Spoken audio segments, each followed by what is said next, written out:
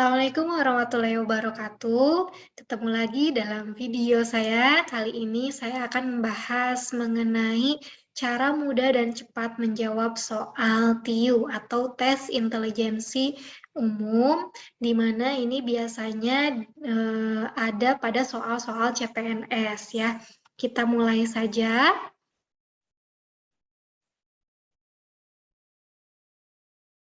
Oke. Nah, untuk soal TIU ini ada beberapa bagian ya.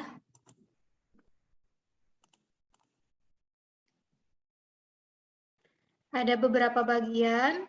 Nah, di sini yang pertama itu ada kemampuan verbal, ada kemampuan numerik, dan ada kemampuan figural ya. Nah, untuk bahasan video kali ini saya akan membahas dulu terlebih pertamanya yang kemampuan verbal. Nah, kemampuan verbal ini yang pertama ada analogi atau padanan kata, dan ada juga silogisme atau logika formal, dan ada juga analitis. Kita lihat, nah di sini untuk yang analogi atau padanan kata. Di sini ada beberapa pola dasar ya, di mana kalau kata kerja dipasangkan dengan kata sifat, maka jawabnya juga harus kata kerja dengan kata sifat lagi. Kalau misalkan kata benda kita pasangkan dengan kata sifat, ya jawabnya juga kata benda dengan kata sifat ya. Terus juga kata dengan arti kata, itu pun sama, jawabnya harus kata dengan arti kata lagi. Kalau benda dengan kegunaan, kita juga jawabnya benda dengan kegunaan. Nah, biasanya lebih mudah itu kalau nanti ada contoh soal, kita buat suatu bentuk kalimat yang memang ada hubungan atau relevansinya. Ya, kita lanjut terlebih dahulu. Nah, di sini ada contoh soal untuk analogi berdasarkan tingkatan dua kata di sini. Ini es itu kan kata benda ya. Dingin itu kata sifat, berarti es itu sifatnya dingin. Nah, kalau dibikin kalimat kurang lebih seperti itu. Nah, karet itu kata benda. Nah, maka cari di sini berarti kata sifat. Karena di sini benda sifat. Kata benda berarti di sini kata sifat. Nah, apakah sifat dari karet itu panjang? Tidak ya. Apakah berwarna? Mungkin berwarna, tapi itu bukan sifat dari suatu karet gitu ya. Lentur? Iya. Apakah karet teratur? Tekstur? Berarti yang paling tepat adalah lentur. C jawabannya ya. Nah, sekarang lanjut. Di sini ada mobil, itu kalau untuk jalan perlu bahan bakar. Nah, di sini titik-titik bisa jalan atau bisa beraktivitas itu kalau ada makanan. Nah, apa? Apakah sepeda perlu makanan? Tidak ya. Sepeda motor perlu makanan? Tidak. Nah, ayam perlu makanan? Iya, karena ayam itu makhluk hidup. Kursi, kulkas, tidak ya, karena kata benda berarti jawabannya ayam. Begitu ya. Nah, sekarang lanjut lagi ke soal nomor 3. Di sini air. Air itu kata benda. Di sini ada panas. Panas itu kata sifat. Berarti pisau itu kata benda, berarti kita harus cari kata sifatnya. Nah, sifat dari pisau itu bagaimana? Apakah tajam, ataukah iris, potong, sayur, lancip? Pisau itu sifatnya itu harus tajam. Ya. Gitu. Nah, sekarang lanjut ke soal yang nomor 4. Air, titik-titik. Air itu kata benda. Terus di sini pisau, iris. Nah, pisau itu, iris itu apanya? Kegunaan kan? Berarti harus cari di sininya kegunaan. Kegunaan air itu untuk apa? Apakah untuk panas, untuk dingin, untuk cair, untuk bening, atau masak? Kalau ditanyanya kegunaan, pastinya jawaban di antara ini adalah untuk masak. Nah, jadi seperti itu cara menjawabnya ya. Kadang ini soal-soal terlihatnya mudah, namun terkadang juga banyak yang terjebak gitu. Nah, lanjut lagi di sini. Mobil kalau ada bensin bisa jalan. Nah, di sini ada titik-titik, titik-titik, titik-titik. Nah, kita buat suatu kalimat dalam setiap jawaban. Pena, kalau ada tinta, bisa kertas. Enggak ya. Kapur, kalau ada penghapus, bisa papan tulis. Tidak. Kuas, kalau ada palet, bisa kanvas. Enggak. Kereta api, kalau ada solar, bisa jalan di rel. Ya, betul. Sapi, kalau ada rumput, bisa sawah. Enggak. Berarti jawabannya yang paling tepat adalah D. Begitu. Lanjut lagi, sini. Kunyit dan kencur untuk buat jamu. Titik-titik, titik-titik, titik-titik. Berarti kan ini bahan-bahan ya untuk membuat jamu tuh kunyit dan kencur. Berarti kita aplikasikan ke jawaban. Terigu dan telur itu untuk bikin susu. Enggak ya, salah. Terigu dan telur itu untuk bikin roti. Betul ini. Tapi lihat lagi yang berikutnya. Roti dan telur untuk bikin susu. Salah. Roti dan telur untuk bikin terigu. Salah. Roti dan oven untuk bikin terigu. Enggak. Berarti jawaban yang paling benarnya adalah terigu dan telur. Bahan untuk bikin roti. Tuh. Lanjut. Indonesia dan Singapura itu negara bagian dari benua Asia. Betul ya. Sekarang ke jawaban. India dan Bangladesh itu dari benua Rusia. Enggak ya, salah. Jakarta dan Magelang bagian dari Jawa Tengah. Tidak, karena Jakarta itu DKI Jakarta, bukan Jawa Tengah. Italia dan Prancis itu merupakan benua Eropa. Nah, ini betul ya. Tapi lihat lagi, kayu dan gas. Nah, ini nggak ada korelasinya ya, enggak. Nah, Malaysia dan Melayu bagian dari Asia ini juga mungkin betul, tapi perlu diingat Melayu itu bukan nama negara, tapi ini nama suatu suku bangsa ya. Berarti jawaban yang paling tepat adalah Italia dan Prancis merupakan benua Eropa. Nah, jadi seperti itu cara menjawabnya. Mudah kan ya? Asal sering berlatih itu pasti bisa. Nah, di sini ada yang analogi berdasarkan hubungan antar kata. Petani bekerja di ladang, titik-titik bekerja di titik-titik. Kita lihat, aktor bekerja di konser. Biasanya kalau yang konser itu kan penyanyi ya.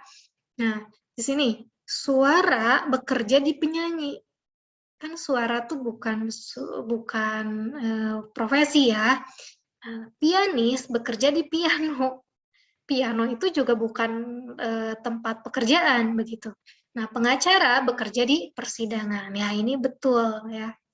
Kalau sekolah bekerja di guru, nah ini kebalik. Kalau guru bekerja di sekolah itu betul ya. Tapi kan ini kebalik. Jadi jawabannya pengacara bekerja di persidangan. Sekarang di sini bodoh dan bebal. Berarti ini adalah persamaan ya, persamaan kata atau sinonim. Bodoh sinonimnya bebal. Kita cari yang persamaan. Kerdil sinonim dari cebol ya benar ya. Putih keruk, enggak itu antonim. Jenius pandir, kaki berjalan, merangkak berlari. Nah, berarti yang paling benar adalah kerdil itu persamaan kata dari cebol. Sekarang kita lanjut lagi. Patologi itu ilmu yang mempelajari penyakit. Ya, maka di sini juga kita harus cari titik-titik yang mempelajari titik-titik gitu. Virus mempelajari wabah? Tidak ya. Geologi mempelajari kardiologi, oh ini jauh. Moneter mempelajari keuangan? Tidak harus. Penduduk mempelajari sosiologi? Mungkin, tapi kita lihat di sini yang astrologi mempelajari perbintangan, ya jawabannya ini. Tapi kalau yang sosiologi mempelajari ilmu kependudukan, nah itu betul karena kan di sini yang D itu kebalik. Jadi yang paling tepat adalah astrologi itu ilmu yang mempelajari perbintangan, karena patologi itu yang mempelajari penyakit. Jadi harus ada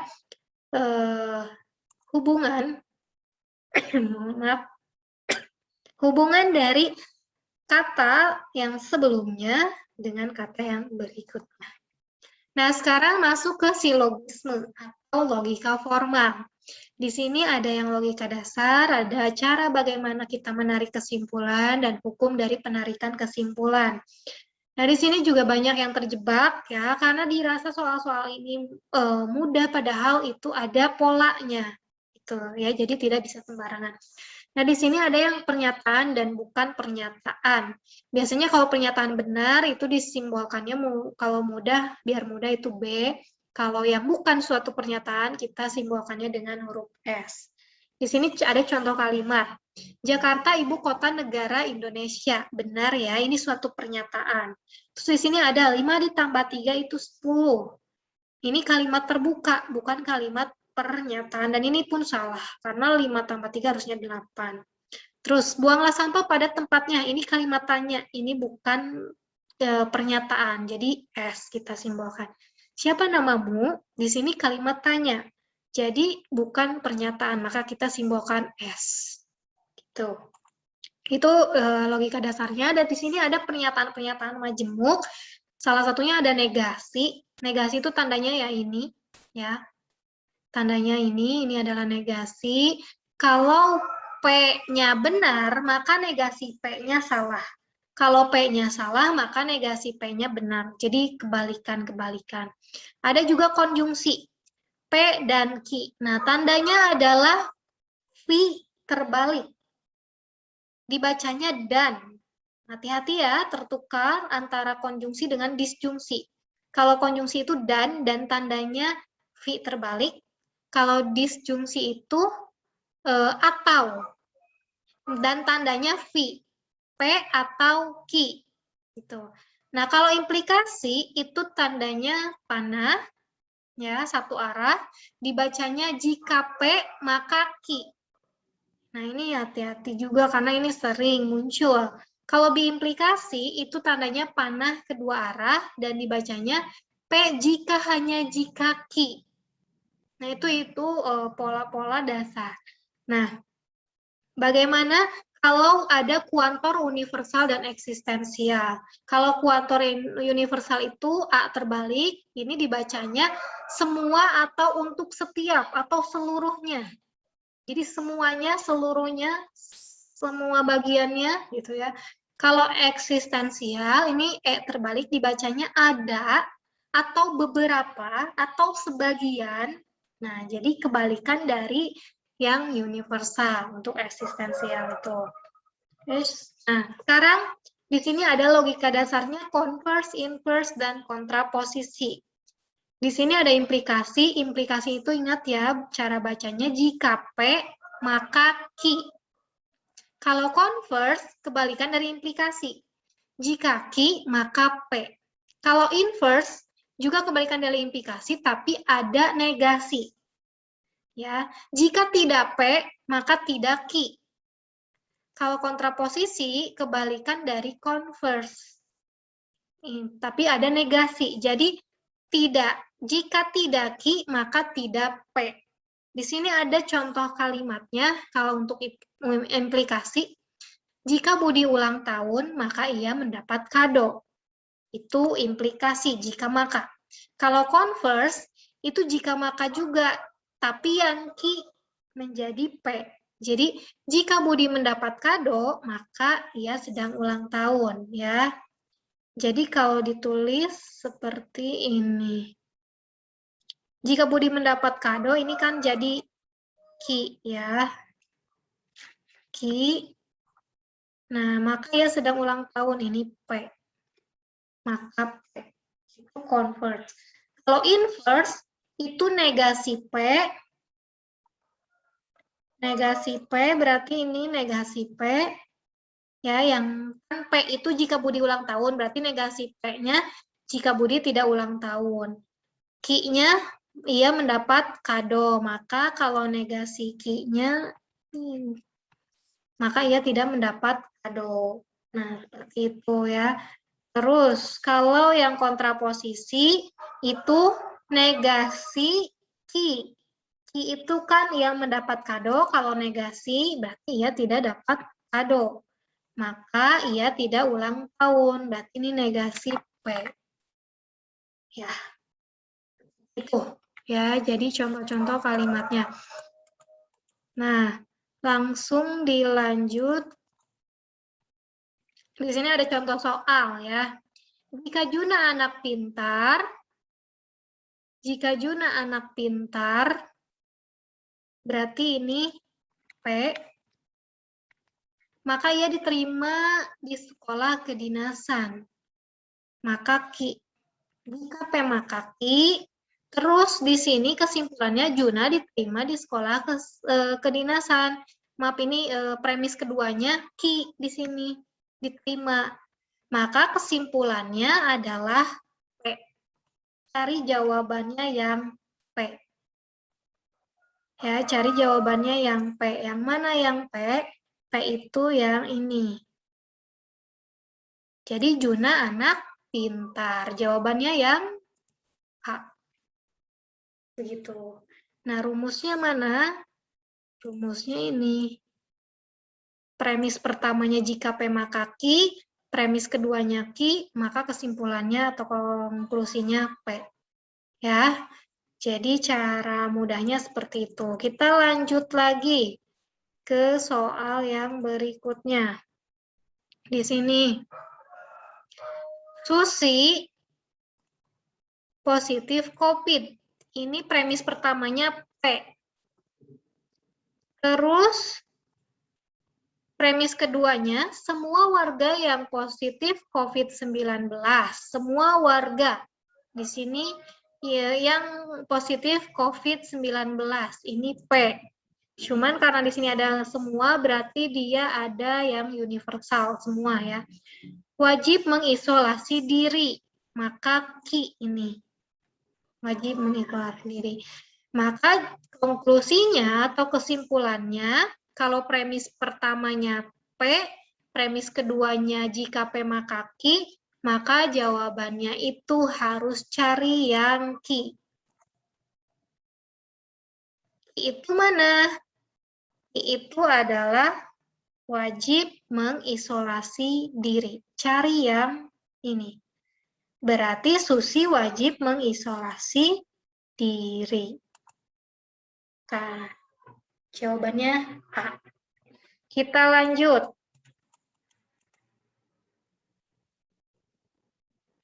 Di sini. Gundul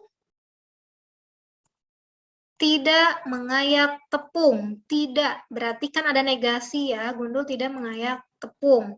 Berarti negasi P. Atau, nah ingat atau itu tandanya V. Gitu ya. Atau ia akan membuat kue. Akan membuat kuenya ini adalah Ki.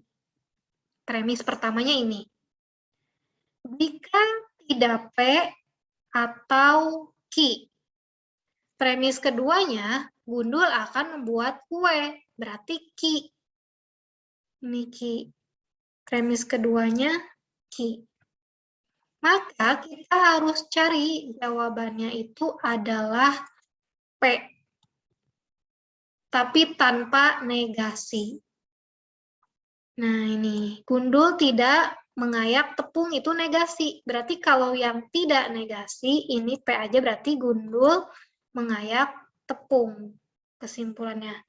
Oh ya, ini jawabannya salah, belum dirubah. Jadi jawabannya ini adalah Gundul mengayak tepung.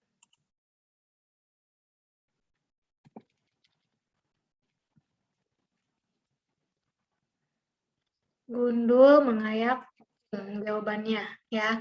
Mohon maaf ini belum dirubah. Oke. Kita lanjut. Nah, di sini jika bulan Ramadan tiba, ini premis pertamanya, jika bulan Ramadan tiba, ini P, maka banyak buah kurma dijual di pasaran, maka Ki ini. Premis keduanya, tidak banyak kurma yang dijual di pasaran, berarti negasi Ki. Maka kita harus cari jawabannya atau kesimpulannya adalah negasi P. Karena kan tidak negasi premis keduanya, maka kita carinya yang negasi P jawabannya.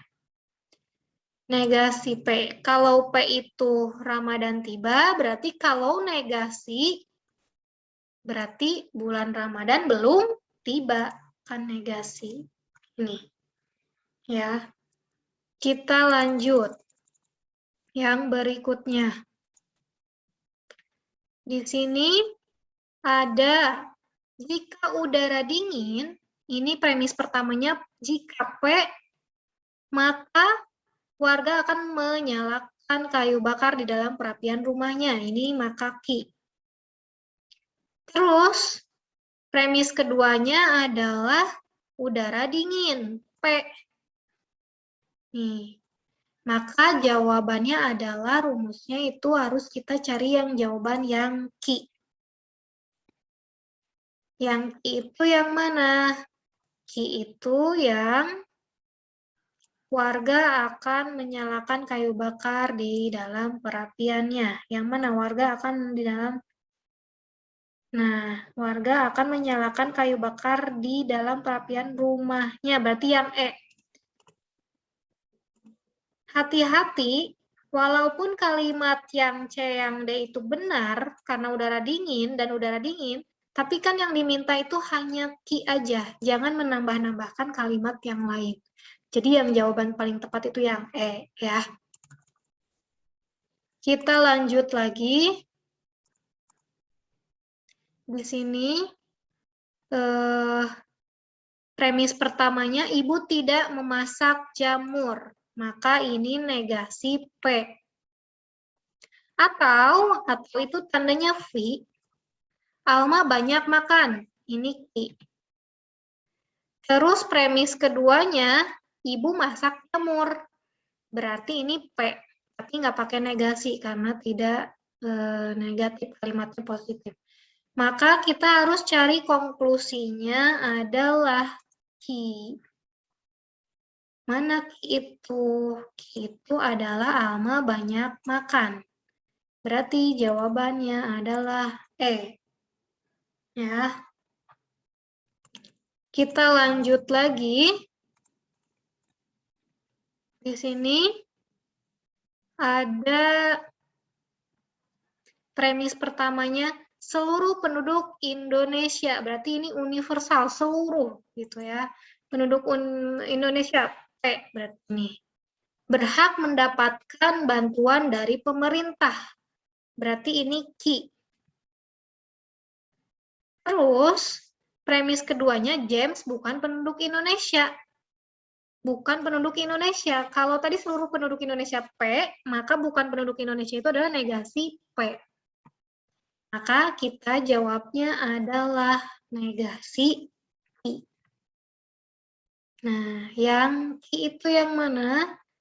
Q itu yang ini berhak mendapatkan bantuan dari pemerintah karena yang dicarinya adalah negasi, maka si James tidak berhak mendapat bantuan pemerintah. Ya, nggak usah ditambah-tambahin kalimat-kalimat di belakangnya karena yang diminta hanya negasi Q aja. Tuh, oke, kita lanjut. Di sini ada contoh soal lagi, premis pertamanya, jika ikan hiu yang terdampar di pantai, ini P, maka lautan tidak sehat. Niki ya. Jika P maka Q, lautan tidak sehat. Berarti ini Q, ini Q, lautan tidak sehat. Terus, maka masyarakat tidak mengelola sampah dengan benar. Ini kalimat baru lagi kan, berarti ini R. Nah, maka kalau kayak gini, kesimpulannya, jika P maka Q, premis pertamanya, premis keduanya jika Q maka R, maka jawabannya harus dicari yang P maka R. P itu mana? P itu jika ikan hiu terdampar, R-nya mana? Maka masyarakat tidak mengelola sampah dengan benar. Jadi jawabannya yang itu. Mana? Jika ada ikan hiu terdampar, di pantai, maka masyarakat tidak mengelola. Berarti yang jika ada, nah ini. Ya, jika ada ikan hiu yang terdampar di pantai, maka masyarakat tidak mengelola sampah dengan benar. Tuh. Ya. Jadi harus menjawab dengan jawabannya yang diminta. Ya. Walaupun yang lainnya pernyataan itu benar, tapi kan kalau tidak diminta ya jadinya salah. Nah, itu kadang yang memang membuat kita jadi jawabnya salah. Kok perasaan itu benar ya, padahal kan tidak sesuai dengan polanya.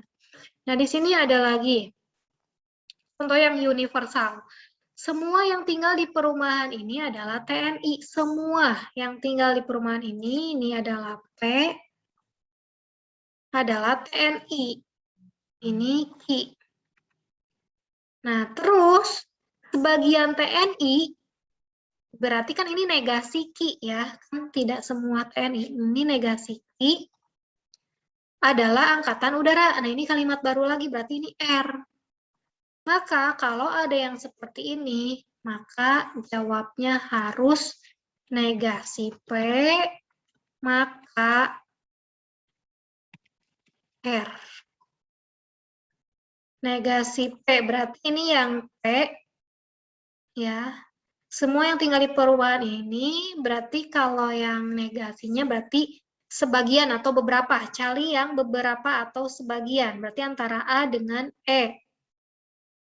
Atau ada, ya. Nah, terus R. R itu mana? Yang Angkatan Udara. Berarti sebagian yang tinggal di perumahan ini atau beberapa yang tinggal di perumahan ini adalah Angkatan Udara. Berarti beberapa, nah ini. Beberapa yang tinggal karena kan lawan dari semua itu beberapa ya, kan yang diminta negasi P, maka perumahan ini ya gitu. Jadi ini tuh adalah beberapa. Lawan dari semua berarti negasi P. Nah, ini Angkatan Udaranya adalah yang R. Jadi jawaban paling tepatnya adalah E. Oke, kita lanjut.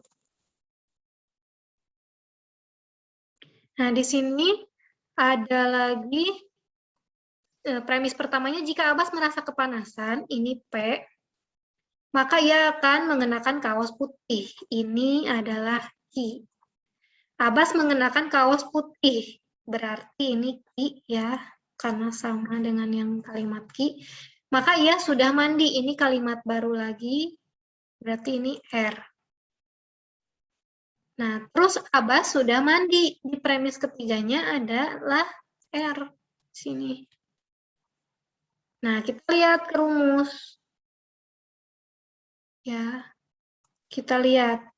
Kalau ini, maka ini, kalau ada tambahan R, maka jadi jawabannya adalah P. Kita cari yang P aja. Mana yang P? P itu adalah Abbas merasa kepanasan. Jadi jawabannya itu yang B. Nah, ya, walaupun ini ada 3 premis, ternyata jawaban yang dimintanya hanya simple, ya, hanya P-nya saja, gitu. Nah, jadi kadang ini nih yang bikin jadi harusnya ini kita bisa benar, karena ini soal yang kategorinya mudah, tapi jadi salah gitu ya. Nah, terus sekarang di sini ada lagi premis pertamanya, jika Indonesia terkena wabah virus corona, ini P, maka banyak narapidana akan dibebaskan secara asimilasi. Ini adalah Ki. Premis keduanya, jika banyak narapidana akan dibebaskan secara asimilasi, ini Ki, maka kejahatan akan meningkat lagi. Ini kalimat baru ya. Maka ini R. Jika kejahatan akan meningkat ini R. Maka masyarakat semakin khawatir. Ini kalimat baru nih. Berarti ini S. Jadi 3 premis. P maka I, P maka R maka S. Maka kesimpulan jawaban yang benarnya harus kita jawab yang P maka S. Ambil yang awal dan akhirnya. Ya. Yang awal adalah jika Indonesia terkena wabah virus corona. Yang akhir, maka masyarakat Indonesia semakin khawatir. Mana tuh jawabannya? Indonesia terkena wabah virus corona, maka semakin khawatir. Berarti yang D. Nih ya, gitu. Oke, kita lanjut. Di sini, premis pertamanya, jika lebaran tiba, ini P, maka maka banyak kue terhidang di meja. Ini Q. Banyak kue terhidang di meja. Jika banyak kue terhidang di meja, ini premis keduanya Q, maka pengeluaran meningkat. Ini R. Karena kalimat baru lagi. Ini R. Terus, jika pengeluaran meningkat, ini premis ketiga, ini R, maka perputaran uang cepat. Jadi S ini. Maka jawabannya kita harus cari yang P maka S. Yang awal dan yang akhir. Jangan lihat-lihat yang lain. Yang awal itu mana? Jika lebaran tiba. Maka perputaran uang cepat. Maka ya, jika lebaran tiba, maka perputaran uang cepat. Jawabannya adalah yang D. Nah, ya. Oke, kita lanjut lagi. Di sini. Ya. Semua, berarti ini universal.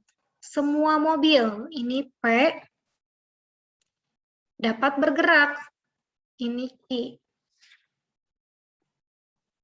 Semua mobil, ini P lagi. Premis keduanya P. Memiliki setir. Kalimat baru kan, memiliki setir, berarti ini R. Kalau ada seperti ini, maka jawabannya adalah Q dan R. Sesuai dengan pola. Q dan R. Ingat ya, bukan atau, bukan maka, tapi dan. Q itu mana? Dapat bergerak. R itu mana? Memiliki setir. Berarti kesimpulannya adalah semua mobil dapat bergerak dan memiliki setir. Maaf. Semua mobil dapat bergerak dan memiliki setir. Nih. Semua mobil dapat bergerak dan memiliki setir. Karena tanda ini itu artinya dan. Hati-hati kebalik ya. Kalau ininya tidak ada negasi dan ininya semua, maka kesininya semua. Tapi kalau di depannya ada negasi, kalau misalkan di sini jadi negasi Q, maka jawabannya adalah ada atau beberapa. Karena ada negasi. Oke, kita lanjut. Nah, di sini premis pertamanya semua sekolah menerapkan belajar di rumah. Nih ya, ini P. Sejak ada pandemi COVID. Q, ada pandemi COVID. I, ada sekolah yang menerapkan belajar di rumah. Berarti ini negasi P ya. Karena kalau yang P itu semua, kalau di sini ada sekolah, berarti ini yang lawan dari universal tadi. Berarti ini negasi P. Ada. Terus menggunakan media sosial sebagai media pembelajaran. Ini kalimat baru, berarti ini R. Maka kalau ada ini, premis pertamanya jika P maka Q, dan premis keduanya jika tidak P maka R, maka kesimpulannya yang benar adalah I dan R. I itu mana? Berarti ini. Ada pandemi COVID. Ya. Menerapkan, oh maaf ya ini, menerapkan belajar di rumah, R-nya adalah menggunakan media sosial sebagai media pembelajaran. Berarti cari yang Q, berarti semua.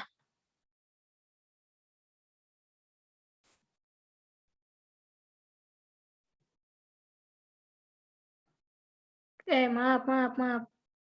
Ini adalah, maaf, rumusnya sama ya, konklusinya maaf, salah. Konklusinya harus yang ini nih. Nah, negasi P, berarti kalau negasi P, yang ini kan P, tapi kita cari yang negasi, semua sekolah.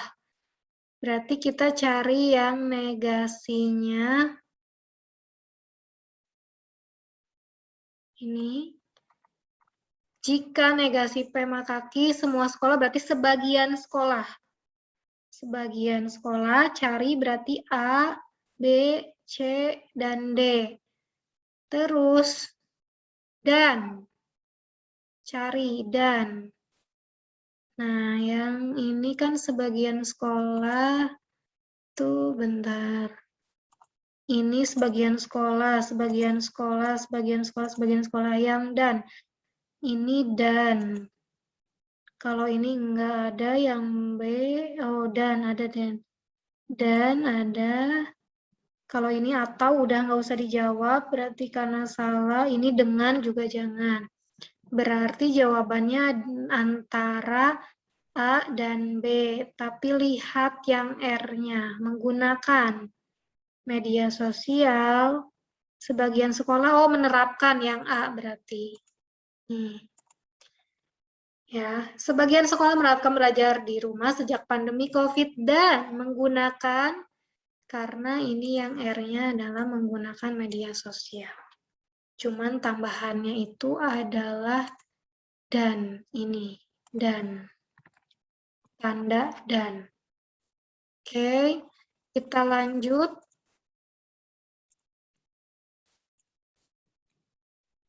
Di sini.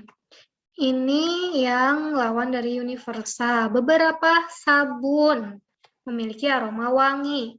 Beberapa sabun itu P,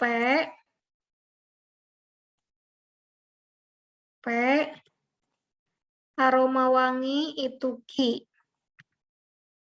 Terus, premis keduanya beberapa sabun lagi, berarti P,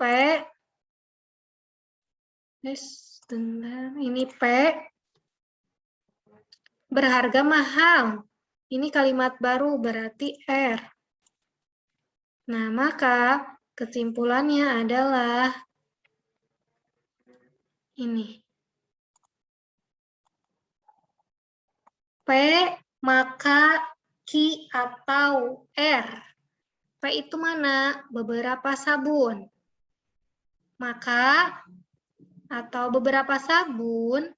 Nah, ini kan makanya Q memiliki aroma wangi, beberapa sabun memiliki aroma wangi, berarti yang ini, antara yang ini, tapi ini tanda V itu artinya atau.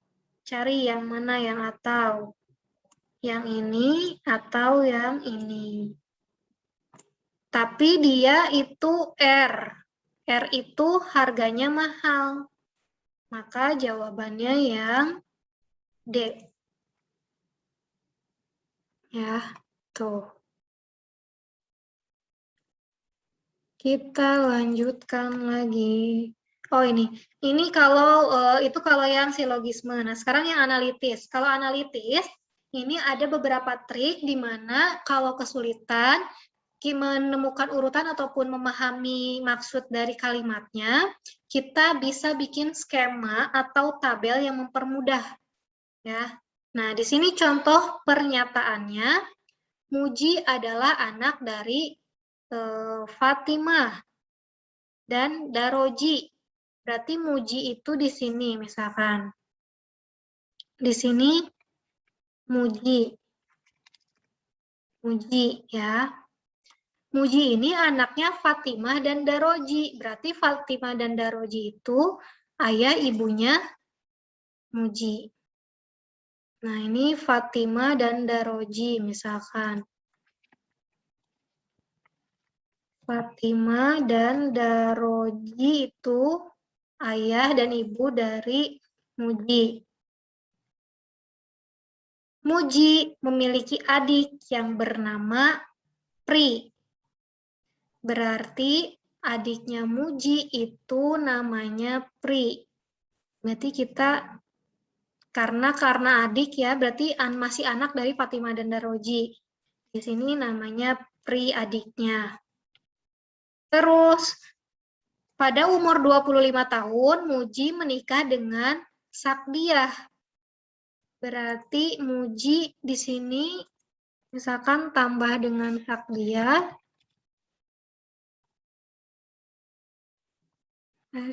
Jangan di situ deh, di sini. Muji tambah dengan Sakdiah karena nikah, yang usianya 2 tahun lebih muda darinya. Jadi Sakdiah itu usianya lebih muda 2 tahun dari Muji. Dari pernikahannya punya 2 anak. Nah, Muji dan Sakdiah itu punya 2 anak. Yang pertama anaknya adalah Titi, anaknya Muji dan Sakdiah itu. Yang kedua adalah Upeh. Nah, terus Daroji memiliki ayah yang bernama Arif. Berarti di sini posisinya Daroji itu punya ayah namanya Arif.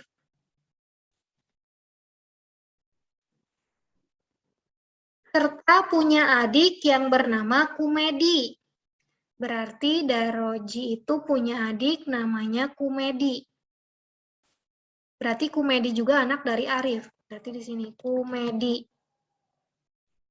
Ya, di mana selisih usianya hanya 3 tahun. Berarti selisih Daroji dengan Kumedi itu 3 tahun. Nah, sekarang kita lihat ke soal.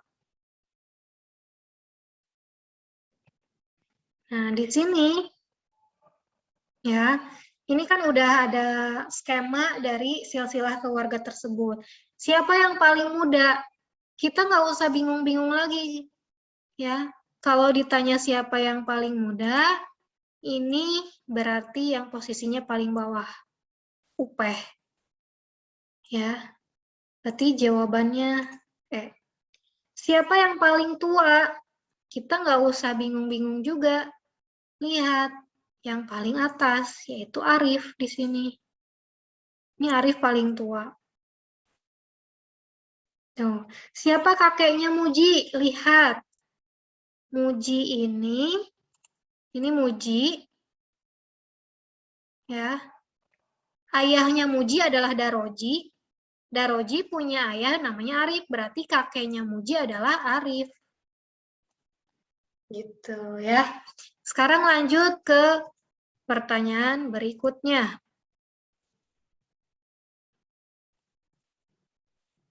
Ini. Nomor 4, pernyataan di bawah ini yang paling benar. Pernyataan di bawah ini yang paling benar adalah, kita lihat. Fatimah adalah yang paling tua.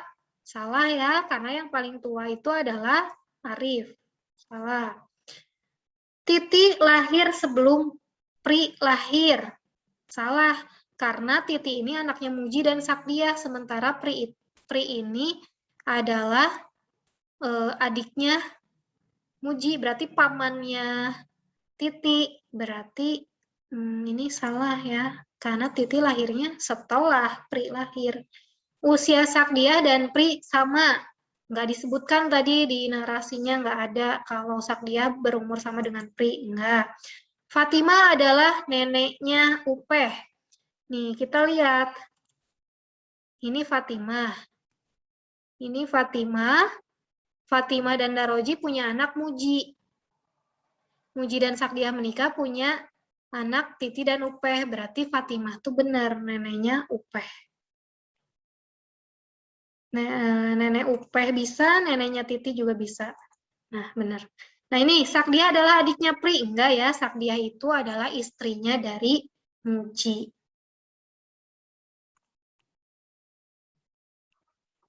Ya, itu. Nah, terus sekarang lanjut nomor 5. Mana yang paling salah? Fatimah neneknya Titi. Benar ya. Kan tadi yang neneknya Fatimah itu nenek dari Titi dan Upeh. Benar. Fatimah merupakan mertua dari Sakdiah. Betul. Kan ibunya Muji Fatimah itu. Arif adalah orang tua Daroji dan Kumedi. Betul. Ini lihat ya. Arif punya anak Daroji dan Kumedi. Benar. Terus Pri memiliki kakek yaitu Arif. Nah, lihat ini. Pri punya kakek namanya Arif. Pri dan Muji itu kakak adik. Anaknya dari Daroji. Ayahnya Daroji Arif, berarti benar. Ini Pri, kakeknya itu Arif, betul. Kumedi adalah sepupunya Muji. Kita lihat. Ini Kumedi. Ini Muji. Benar sepupuan mereka? Enggak. Ya, karena Kumedi dan Daroji itu adik kakak, maka Kumedi itu sebenarnya adalah paman dari Muji. Berarti jawabannya yang ya. Nih benar jawabannya. Kan paling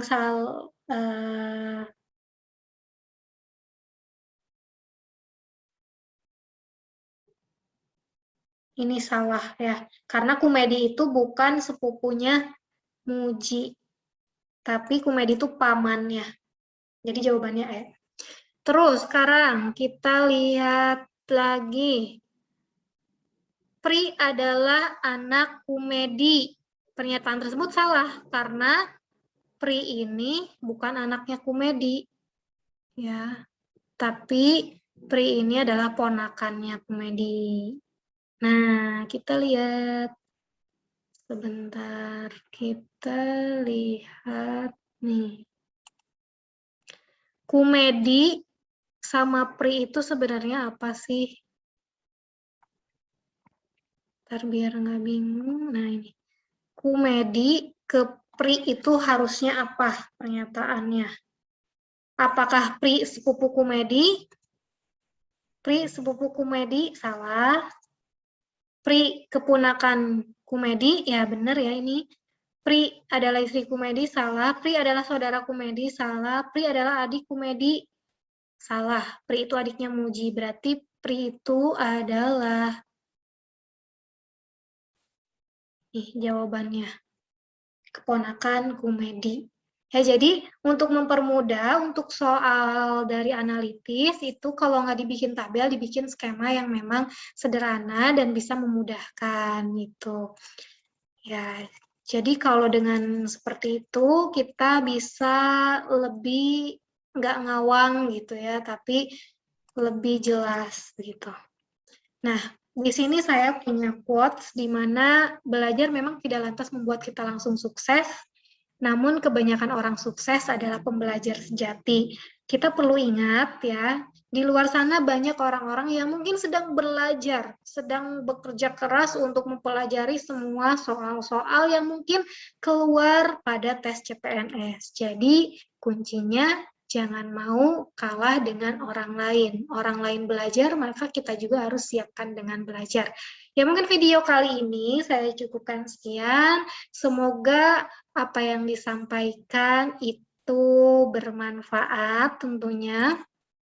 Ya, semoga video yang sudah saya sampaikan, terus penjelasannya itu mudah dipahami, bermanfaat, dan juga tentunya mempermudah kalian semua dalam menjawab soal TIU di CPNS dan mencapai skor yang memang maksimal, skor yang diinginkan, biar bisa lulus CPNS-nya. Ya, saya doakan sukses untuk semuanya. Assalamualaikum warahmatullahi wabarakatuh. Jangan lupa subscribe, klik loncengnya, like, dan terima kasih.